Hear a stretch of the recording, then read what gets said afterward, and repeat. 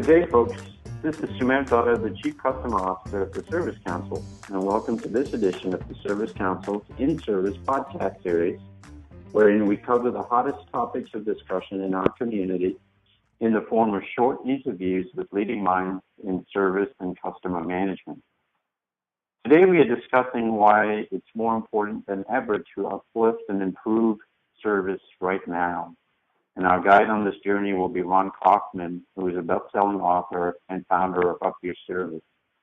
Those of you familiar with the Service Council know Ron well as the keynote speaker for two of our Smarter Service Symposiums. Welcome, Ron. It's a pleasure to be with you, Sumer. Thank you. It's good to speak with you again. So let's get into this, Ron. You recently published an article, a blog post actually, on why it's more important than ever to improve service. And given your vast experience in the field of customer service and support, why is now that time? Why is it now more important than ever? Well, what's happening in the commercial environment in different industries and in all different parts of the world is a fundamental drive towards commoditization of products. And with globalization and the linking of global supply chains, your competition today can come from so many different places, not only from other parts of the world and other companies, but even from other industries as they converge and coalesce on each other. So retaining customers has become even more essential for profitability than ever before because of how easy it is for them to just click and switch or hang up the phone and switch or go across the street and switch. So not only to avoid the cost of acquiring new customers, which is a costly exercise, but even more importantly, to reap the profits that come from long-term clients, from subscriptions that automatically renew, from extended warranties that keep the customer under your umbrella of care for a longer period of time, for upgrades while they stay with you from one model to another or from one era to another, and of course for those precious referrals. All of those things I mentioned will only come if the service experience for the customer is better than it's ever been before, certainly better than the competition. So it is a link between obviously improved service and linking that to loyalty, and then that leads to financial results down the line. Yes, it does. So my question is, you mentioned something about switching costs, essentially, the ability for the customer to switch.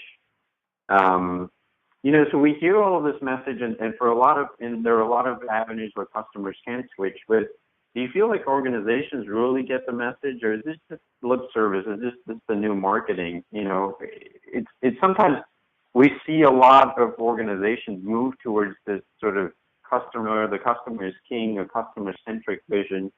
But then you also hear in the news about all of the mishaps from a customer service perspective. Large cable companies in the news in the U.S.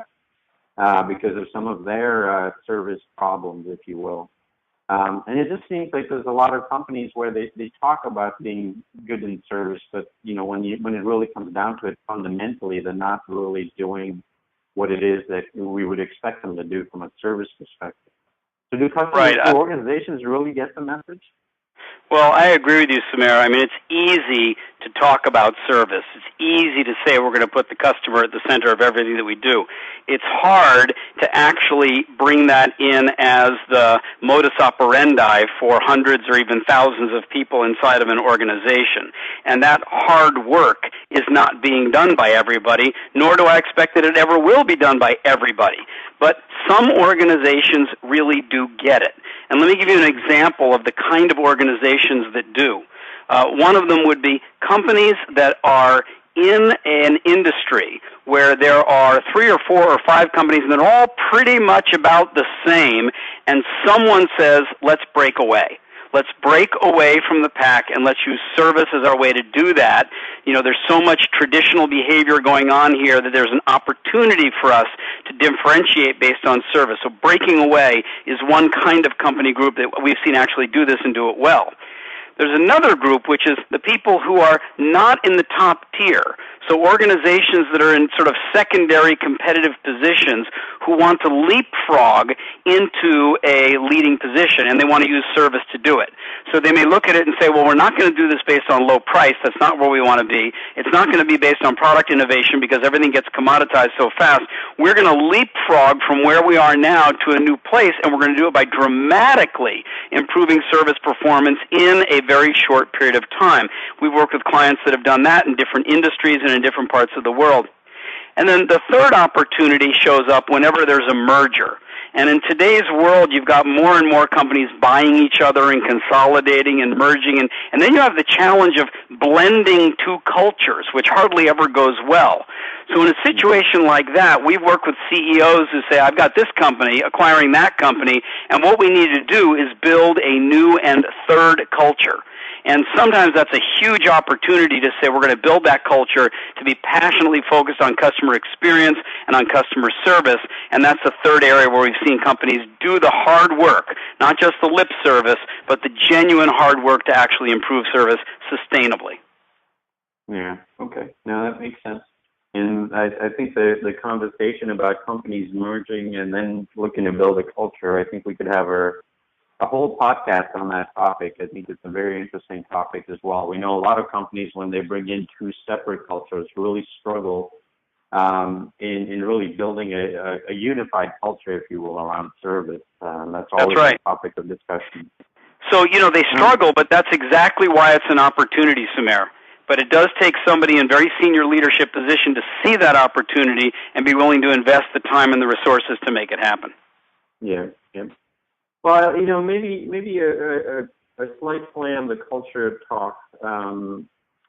Something that we're seeing in a lot of our research is that there is an upcoming talent shortage in service, and this could be customer support, could be field service.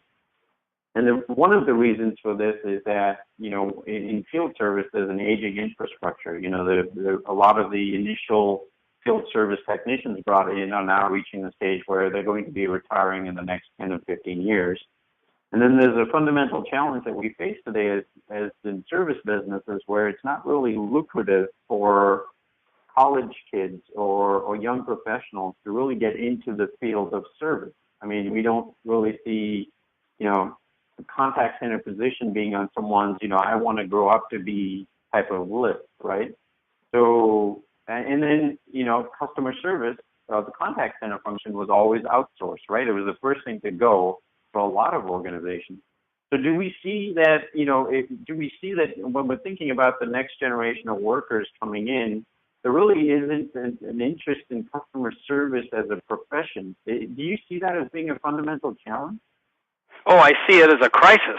I actually talk about this in my book, Uplifting Service. It's one of the fundamental crises that we face. And fundamentally, it's because people have this impression that being in service is somehow being servile or being subservient or being lower on the totem pole. So, for example, when you were just talking about college kids that want to become professionals, and how many people want to be professionals, but they don't think of that as being a service position. Well, hold on a second. Let's figure out here, right at the beginning, what is the definition of what service is? And you'll know from the book and the keynotes that I've done at the symposium that service is taking action to create value for someone else. So anytime someone is taking action, the purpose of which is to give some other person what they want, they need, they prefer, they desire, they hope for, or they value, that is the definition of service. Which means that every professional position in the world is fundamentally a service position. Now, where I think, this reframing that I've just done, that certainly needs to be in schools, but also for anyone entering the workforce, the idea of actually starting at, if you will, a frontline service position, whether it's over the counter or over the phone or responding by email to customers or, selling something or serving something after sale, that's an incredibly powerful emotional foundation for a successful career as a professional service provider or as a professional who leads an organization. I mean, think about how many serious high-level, C-level people got their first job, their first start. Even back when they were in school, it was those early service positions that taught them the fundamentals of taking action to create value for somebody else. And then it just gets more sophisticated throughout the career. So we've got to disabuse people of this notion that service is in some way below them and have people realize we're all in service to each other. The question is, what do you want to do to build yourself a foundation that's really solid for a service career? And that, I would say, would mean starting at the front line. Yeah, okay. And then maybe a follow-on is, let's just say whether we were to position the service profession differently or share greater success stories or really add a level of purpose to the function of service, don't we think that, even if that becomes more lucrative, aren't we moving towards sort of service models? And we see this a lot, which will require less human interaction. I mean, there's the talk about the Internet of Things where devices will just talk to each other and potentially fix themselves or come through resolution scenarios. We also see, customer self-service models really being pushed to reduce sort of that reliance on the service business, if you will, and give customers greater empowerment. Yes. Doesn't this make it a little more difficult to show that service is actually a lucrative position, if you will, or career? Well, in some ways, Sumer, it's even more so because service in an Internet of Things environment or service in a technology-enabled self-service environment, the real place for service then is in the design of that interface. It's in the design of the customer or the user experience. So the person who's writing that code, the person who's designing the copy, the person who's doing the page layout, the person who's developing the sequence of how the app is going to work on a mobile device or how it's going to look on the website, those are service positions. But people don't tend to think of them that way. It's like most people say, well, no, those are people behind the scenes, or those are developers, or they're coders. No, those are people who are going to take action that's going to create value for other people, and that fundamentally then is a service position. But it's far more leveraged, if you will, because one good, well-designed online user experience can end up serving thousands or even millions of customers. Now, there's another place where service becomes even more important, and that's each and every time there's a gap. Anytime there's a breakdown, anytime there's an interruption, anytime something doesn't go smoothly in the digital manner that it was intended, and that's what we heard recently in that recording from the cable operator that you were referring to. I mean, here we had somebody who wanted to cancel their subscription, and they were told they have to go to the store. Well, it's already an interruption. They don't want to go to the store. So they call in. So they get somebody on the phone that's now working with them. That should have been the person who understood, you know what, our system has a gap. I'm the guy in the gap. My job is to make this an outstanding and wonderful experience for that customer. And, of course, in this particular case, it went disastrously the other way, but, that's a whole other story, right? So design of the service experience online, and then the interactive human experience whenever there's a gap or a breakdown in the online service. Okay. Yeah. Well, and maybe on the same theme, both these areas, the Internet of Things and self-service, do they make it harder to build a service-centric or customer-centric culture because the role of the people, if you will, has changed? Does that really make the culture development track and make that a lot more difficult? Yeah, I think the functional tasks of people have changed, but the role of people hasn't changed. The role of doing great marketing, the role of doing excellent sales, the role of doing customer support, the role of doing technical advice, the role of doing education for customers, whatever it is. What's required here is what I would say is adaptation. Remember, Samir, there was a time when the telephone was a newfangled thing. There was a time when there was an entire service economy that was based on, face-to-face, or you'd go to the mailbox and send something off, or, the Pony Express would deliver, and then along came this crazy new invention called the phone. Well, to us today, the phone is completely transparent and in the background, and so today we're looking at mobile devices or the Internet of Things and going, oh my gosh, isn't this going to make service go away? Not at all. Service will always be there. In 100 years, service will still be there. As long as there are humans taking action to create value for other human beings in any form, that is service. And getting people to understand that is the fundamental foundation of a strong culture of service, being committed to the well-being and the experience of other people, then whether we're doing it in a digital space or we're doing it face-to-face, over the phone, over the counter, over the web, it's still service. Okay, very good. So, for those of you listening in, once again, we're with Ron Kaufman on one of our in-service podcast series. Ron, I have a couple of questions here before we wrap up.